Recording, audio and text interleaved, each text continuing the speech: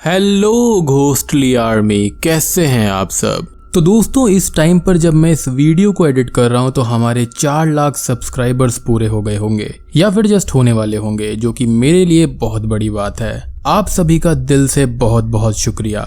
Anyways, अब आते हैं सीधा मुद्दे की बात पर, यानी कि 400 के स्पेशल वीडियो पर। तो आज मैं जिस फिल्म को एक्सप्लेन करूंगा वो फिल्म एक प्रॉपर हॉरर फिल्म है जिसका नाम है the cleansing hour. And trust me, ये एक बहुत ही बढ़िया फिल्म है। इस फिल्म का इनिशियल लॉन्च एक फिल्म फेस्टिवल में 2016 में हुआ था, which is directed by Damien Levac। And हाँ, व्हेन आई से कि इनिशियल लॉन्च, तो इस फिल्म को शडर पर एक 19 मिनट्स की शॉर्ट स्टोरी के तहत 2016 में रिलीज किया गया था, जो कि काफी सक्सेसफुल रही थी। उस शॉर्ट स्टोरी की कहानी और सब कुछ सेम था, बस वहां पर डिफरेंट कैरेक्टर्स थे, बट वो काफी ज्यादा ही शॉर्ट थी, जिसके चलते सभी ने इसको फुल मूवी बनाने की डिमांड करी। सो डायरेक्टर ने इसको 2019 में फुल फिल्म के साथ में रिलीज किया। तो 2016 वाली शॉर्ट स्टोरी की IMDb रेटिंग 7.5 स्टार्स है और इस वाली फिल्म की 5.7। बट स्टोरीज बिल्कुल सेम है, कोई भी डिफरेंस नहीं है। बस यहाँ पर फिल्म के अंदर ज्यादा डिटेल्स दिखाई गई हैं। इफ यू वांट, मैं उस शॉर्ट स्टोरी की एक्सप्लेनेशन भी आपको दे सकता हूँ। Just let me know in the comment section. And हाँ, एक बात और कि इसको द डेविल्स आर के नाम से भी कई लोग जानते हैं और कई जगह पर इसके पोस्टर पर द डेविल्स आर लिखा मिलेगा। सो ये सब फिल्म्स एक ही हैं, बस शॉर्ट स्टोरी में एक्टर्स थोड़े अलग थे। दोस्तों, मैंने हाल ही में the deadliest film ever antrum को एक्सपोज किया है, तो जाकर आप जरूर देखना एंड सबके साथ शेयर करना। Link is in the description. और इन मूवीज को देखने का जो तरीका है उसको मैंने एंड में डिस्क्राइब किया है, तो वीडियो को एंड तक जरूर देखना। तो चलिए, बिना किसी देरी के चलते हैं सीधा एक्सप्लेनेशन की तरफ।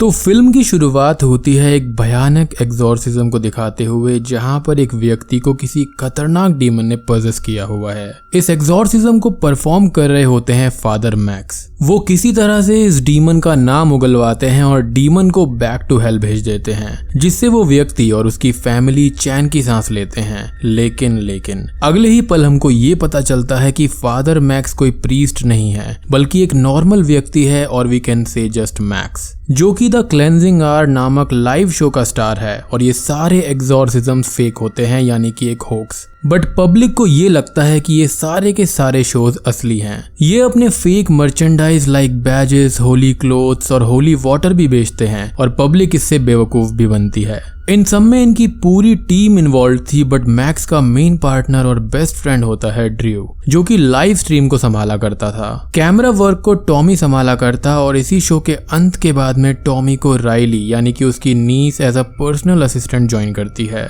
साउंड डिपार्टमेंट को संभाला करता था drugs and alcohol addict Chris. Drugs तो आजकल वैसे भी चर्चा में है ही। खैर, अपने शो की सक्सेस को ये सब एक बार में जाकर सेलिब्रेट करते हैं, जहां पर मैक्स की 2 फैंस उससे मिलने आती हैं, जिनका नाम होता है डिजायरी और ब्रेंडा। डिजायरी और मैक्स उसी रात इंटीमेट होते हैं, और नेक्स्ट डे डिजायरी को मैक्स पर शक होता है कि इतना कूल और फन लविंग गाय प्रीस्ट नहीं हो सकता। बट मैक्स का ये कहना था कि वो कैथोलिक स्कूल में गया था और उनके रास्तों से थोड़े अलग रास्ते उसने चुने हैं, और शायद इसलिए ही वो बाकी सारे प्रीस्ट से काफी ज्यादा डिफरेंट है। खैर, फिर से इंटीमेट होते टाइम मैक्स को डिजायरी के अंदर किसी बूढ़ी महिला की झलक दिखती है, जिसकी एक आंख खराब थी, जिसको देखते ही मैक्स डर जाता है और वहां से चला जाता है, जिसका मीनिंग मैं आपको थोड़ी देर में बताऊंगा। दूसरी ओर हम देखते हैं ड्रू और उसकी गर्लफ्रेंड लेन को। लेन ड्रू को बार बार इस शो को क्विट करके कुछ डिफरेंट और इंडिपेंडेंट करने को कहती है, एज वो जल्दी ही शादी करने वाले थे। लेन ड्रू को एक AI पावर्ड ग्लासेस भी देती है, जिससे वो सेट को आसानी से कंट्रोल कर सकता था। खैर, एक बार फिर से शो नाइट आती है, यानी कि द क्लेंजिंग आवर शो की नाइट। हम ये देखते हैं कि इस बार जो एक्ट्रेस, और आई वुड से एक्टर की भेष में एक्ट्रेस हायर की थी, उसको इनकी बिल्डिंग का रास्ता नहीं मिलता, और उस पर 2 पजेस्ड व्यक्ति हमला करते हैं और उसको मार देते हैं, या फिर शायद से उसको पजेस कर लेते हैं। ड्रू और लेन एक्टर का वेट कर ही रहे थे, बट ड्रू को पता चल जाता है कि अब वो नहीं आने वाला, तो वो लेन को परफॉर्म करने को बोलता है, एज उसने एक्टिंग क्लासेस कर रखी थी। लेकिन तभी हम क्रिस को देखते हैं, जो कि मदर मैरी की फोटो को मूव करके उनके फेस को टच करता है, एंड ड्रू से ये बोलता है कि ब्यूटीफुल। Isn't it? मैक्स के सामने क्रिस वॉमिट भी कर देता है और सबको ये लगता है कि अभी भी वो नशे में है। शो शुरू होने से पहले हम ये देखते हैं कि दुनिया भर के लोग इस शो को देख रहे हैं। फॉर एग्जाम्पल, एक अमीर और रेस्पेक्टफुल व्यक्ति का लड़का, ब्रेंडा और डिजायरी इन अ बार, सोल के पुलिस ऑफिसर्स और भी काफी सारे लोग। अब शो शुरू किया जाता है और लेन को सबरीना का नाम दिया जाता है। कहा जाता है कि उसको बचपन से ही टॉर्चर किया गया है, जिसके कारण उसको डीमन ने पजेस किया है। जो भी एक्शंस लेन को करने थे वो ड्रू उसको साउंड डिवाइस के जरिए बता रहा था। सरप्राइजिंगली लेन काफी अच्छी एक्टिंग कर रही थी और तभी जब मैक्स प्रेयर्स को पढ़ने लगता है तो अचानक से ही क्रिस बेहोश हो जाता है और फिर उसको वॉशरूम जाने के इंस्ट्रक्शंस मिलते हैं, जिसके चलते हम मिरर में देख पाते हैं कि उसकी बॉडी के अंदर मॉल्टन लावा जैसा इफेक्ट आ रहा है, जिसका मतलब ये था कि उसको किसी न किसी ने पजेस किया हुआ था या फिर उसको कोई नेगेटिव एनर्जी मैनिपुलेट कर रही थी। वॉश बेसिन के अंदर ब्लड ही ब्लड उसको नजर आता है और मिरर के अंदर से ब्लैक हैंड्स बाहर आते हैं, जिससे वो डर जाता है और उसका सर एक पाइप पर लगता है, जिससे वो वहीं पर बेहोश हो जाता है। बाहर लाइव शो में होली वाटर डालते ही लेन के ऊपर से रेड धुआं निकलता है, which wasn't part of the show. लेन बार बार एक वर्ड को कहने लगती है जो कि था प्यूस्टाई, और सब लोग ये देखकर हैरान हो जाते हैं और लेन अचानक से ही पजेस होकर मैक्स के नोज पर जोरदार हमला करती है और उसको नीचे गिरा देती है। अचानक से ही उसकी नाक से खून भी आने लगता है। उसको काफी गुस्सा आता है, बट लाइव शो में होने की वजह से ड्रू उसको शांत रहने को कहता है। एज ड्रू का सोचना था कि ये लेन का आइडिया होगा, बट तभी हम ये देखते हैं कि लेन की आईज वाइट हो जाती हैं और उसकी आवाज भी हैवी हो जाती है, जिससे ये पता लगता है कि वो वाकई में पजेस हो गई थी। लेन के अंदर जो कोई भी डीमन था वो काफी ज्यादा पावरफुल था। एज वो टॉमी के हाथ में बने हुए टैटूज को रियल फायर में बदलकर उसको जिंदा जलाकर मार देता है और सारे के सारे व्यूअर्स इस चीज को देखकर बहुत ही ज्यादा डर जाते हैं। इनफैक्ट शो के सारे मेंबर्स बुरी तरह से डर गए थे। मैक्स सारे व्यूअर्स को चिल्लाकर कहने लगता है कि ये रियल है और उनको हेल्प चाहिए, बट डीमन अपनी शक्तियों से हेल्प मंगवाने से भी उनको रोक देता है। ड्रू 911 पर कॉल करने की कोशिश करता है, लेकिन डीमन की शक्ति की वजह से वहां पर सिग्नल इंटरफेरेंस हो रही थी। यहाँ पर डीमन का ये कहना था कि अगर लाइव सेशन कट हुआ या मैक्स ने स्क्रिप्ट के अकॉर्डिंग काम नहीं किया तो लेन मारी जाएगी, और अगर किसी ने भागने की कोशिश करी तो वो भी टॉमी की तरह मारा जाएगा। आई मस्ट से यहाँ पर लेन की एक्टिंग बहुत ही जबरदस्त है। अब लाइव सेशन के और मूवी के 49 मिनट्स बचे हुए थे एंड यहाँ पर काफी सारे असली पत्ते खुलेंगे, तो आप वीडियो में बने रहिए। हालांकि मुझे पता है कि आप देख ही रहे हो, तो लेट्स कंटिन्यू। अब लेन वापस अपनी बॉडी पर कंट्रोल करके उनको वार्न करने की कोशिश करती है, लेकिन डीमन फिर से लेन को कंट्रोल करके ड्रू को वार्न करता है कि अगर वो लेन की मदद करने आया तो लेन मारी जाएगी, विच मीन्स कि यहाँ पर मेन वॉर्ड जिसकी लगने वाली थी वो व्यक्ति था मैक्स। मैक्स डीमन से ये रिक्वेस्ट करता है कि वो उसको पजेस कर ले, बट तभी लेन के अंदर का डीमन उसके हाथों को इतनी जोर से पकड़ता है और उससे पूछता है कि क्या वो वाकई में वो जहन्नुम देखना चाहता है जो कि लेन ने देखा है, जिससे मैक्स बहुत डर जाता है।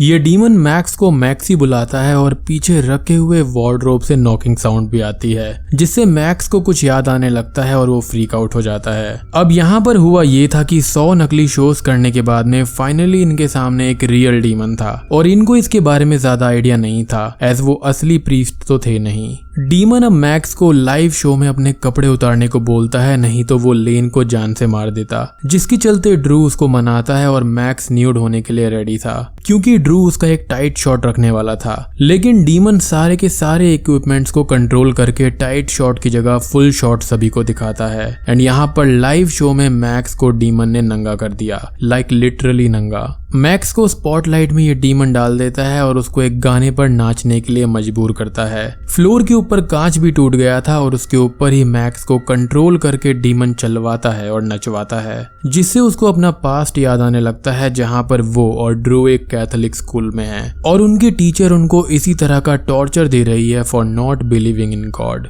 ये सब मैक्स को संभालते हैं और फिर राइली आकर प्यूस्टाई शब्द के बारे में उनको बताती है कि शायद से इस शब्द का कुछ मतलब हो। सर्च करने पर यह पता चलता है कि इसका मतलब है झूठ, तो हो सकता है कि डीमन उनसे सच उगलवाना चाहता है। अचानक से ही लेन अपनी बॉडी पर थोड़ा सा कंट्रोल पाती है और डीमन की बातें मानने से सभी को मना करती है, बट डीमन लेन को फिर से पजेस करके ये कहता है कि अगर उसने सच बताया, मीनिंग कि डीमन के प्लान्स के बारे में बताया, तो वो उसकी गर्दन तोड़ देगा। अचानक से डीमन डीमन लेन को चोक करने लगता है और उसके मुंह के अंदर से मैक्स एक कपड़ा निकालता है जो कि उनकी मर्चेंडाइज का होली क्लॉथ था। लेन के मुंह से कंटिन्यूसली ब्लैक वॉमिट और ब्लड आने लगता है एज डीमन ये चाहता था कि ये लाइव सेशन में सब कुछ सच बताएं। तो मैक्स सभी को ये बताता है कि ये सारी की सारी मर्चेंडाइज फेक है, ये सब होली और प्योर नहीं है। इनफैक्ट वो प्रीस्ट भी नहीं है। वो सबसे माफी मांगता है but still vomit doesn't stop. वो फिर से चोक होने लगती है और मैक्स जब उसके माउथ के अंदर फिंगर्स डालकर कुछ निकालने की कोशिश करता है तो डीमन उसकी उंगलियां ही काट देता है। लेन के अंदर का डीमन ड्रू की तरफ एक डीमन की सील वाला गोल्ड कॉइन फेंकता है जिसके फ्रंट में ड्रू लिखा हुआ था, मीनिंग कि अब आता है नंबर ड्रू का।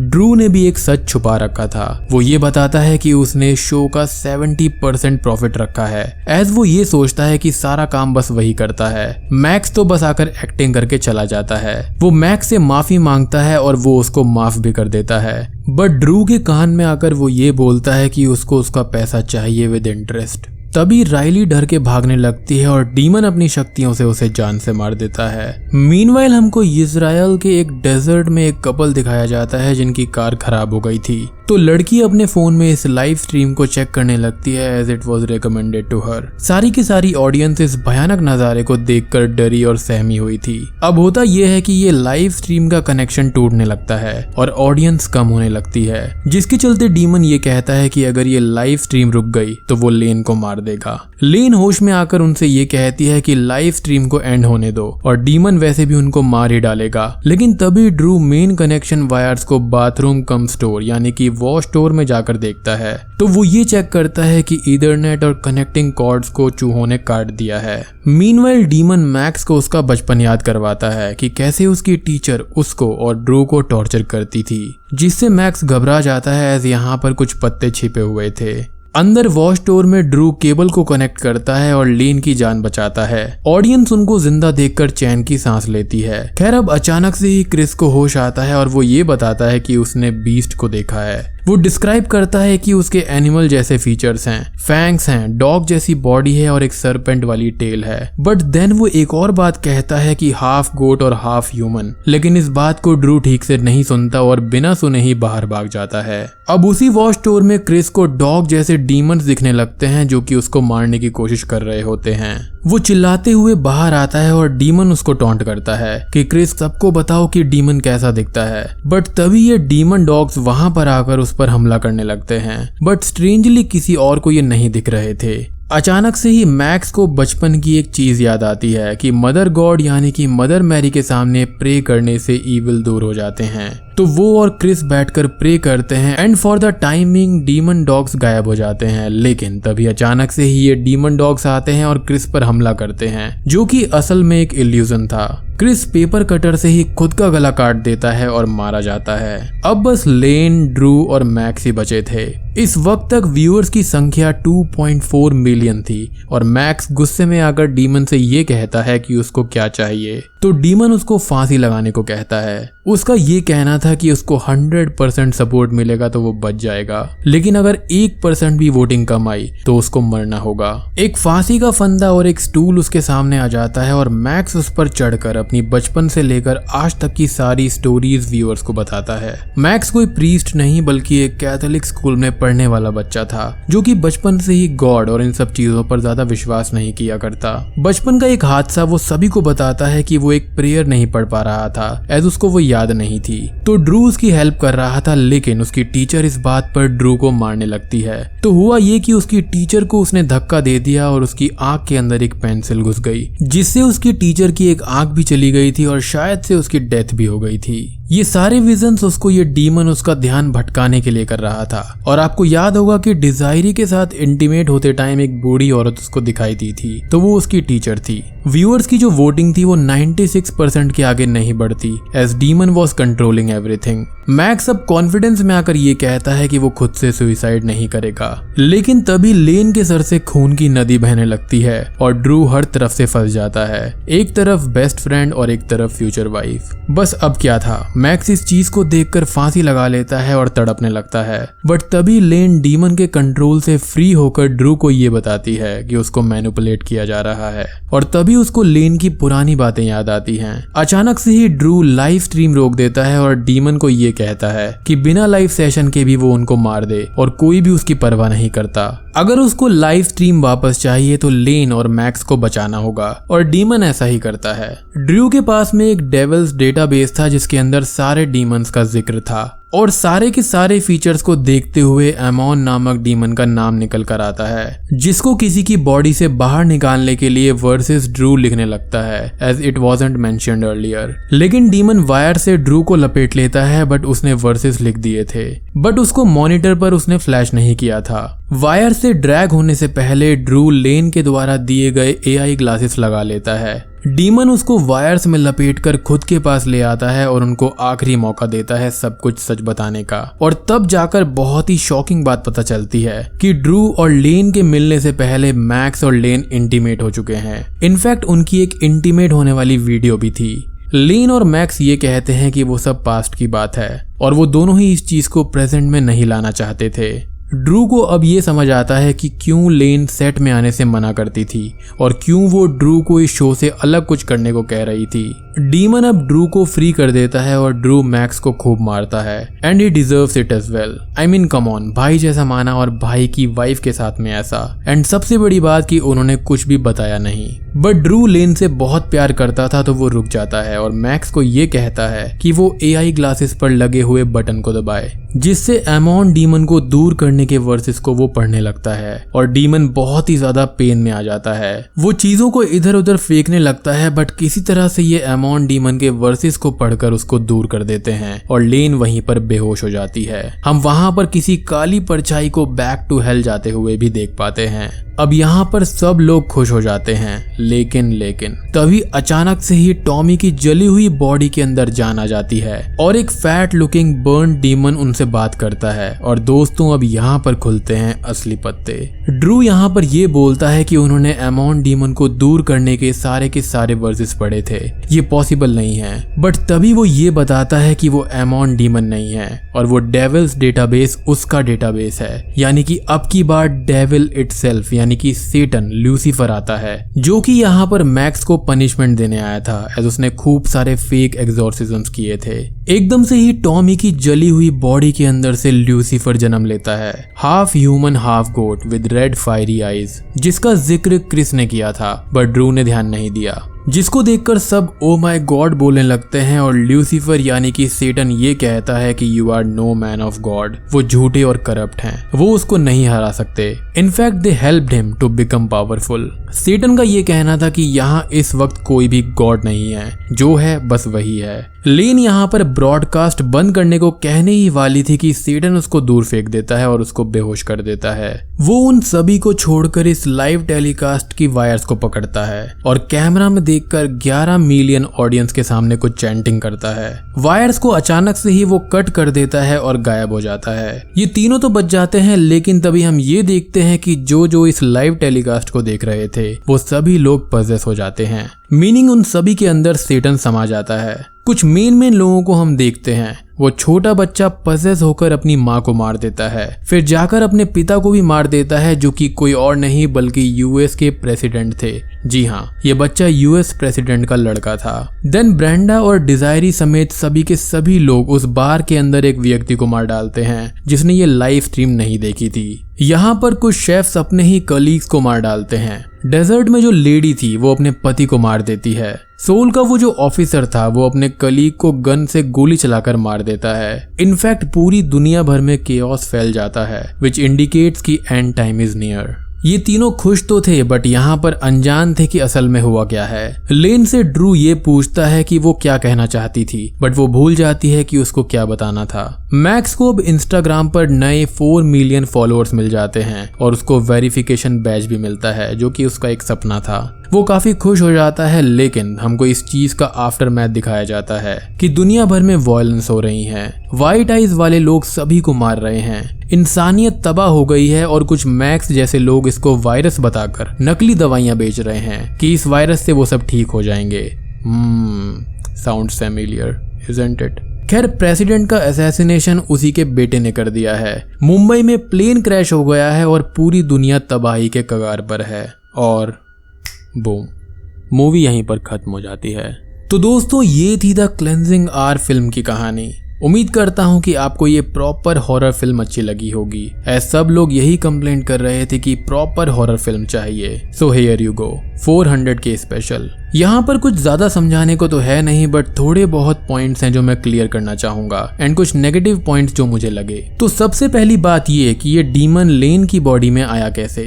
तो जब ये सब लोग लास्ट फेक एग्जॉर्सिज्म करते हैं तो उस टाइम पर पक्का इन्होंने कुछ ना कुछ गलत वर्सेस या फिर कोई ना कोई पोर्टल ओपन कर दिया होगा जिससे सेटन और डीमन यहाँ पर आ गया। फेक एग्जॉर्सिज्म करने के बाद में ये लोग ड्रिंक करने जाते हैं तो क्रिस वॉज ड्रंक एंड उसको सेटन ने पजेस किया होगा। तभी तो वो नेक्स्ट डे बहुत ही ज्यादा स्ट्रेंज बिहेव कर रहा था। सेटन ने इस पूरे इलाके पर कंट्रोल कर लिया था जिसके कारण से वहां के बैगर्स पजेस हो गए थे और इस शो के एक्टर को उन्होंने पजेस या फिर मार डाला था। एंड यहाँ पर यह भी हो सकता है कि ये एमोन डीमन हो ही ना, ये ऑल द टाइम हमेशा यहाँ पर सेटन होगा जो कि बस इनको गुमराह कर रहा था। देन यहाँ पर शूट वाले दिन लेन के पास में क्रिस था जिसके अंदर से हटकर सेटन लेन के अंदर आ गया होगा और ये सब हुआ। ये सारी की सारी गलती मैक्स और ड्रू की थी एज उन्होंने गॉड पर भरोसा ना करके इन सभी इविल चीजों पर छेड़छाड़ करी। लेन, क्रिस, राइली और टॉमी सभी इस झूठ में शामिल थे। यहाँ वही है कि बिना नॉलेज के किसी भी चीज के साथ छेड़छाड़ नहीं करना चाहिए। अब यहाँ पर कुछ डीमंस की बात करते हैं। तो एबलाम डीमन के बारे में मैं ऑलरेडी बता चुका हूँ in the last exorcism movie.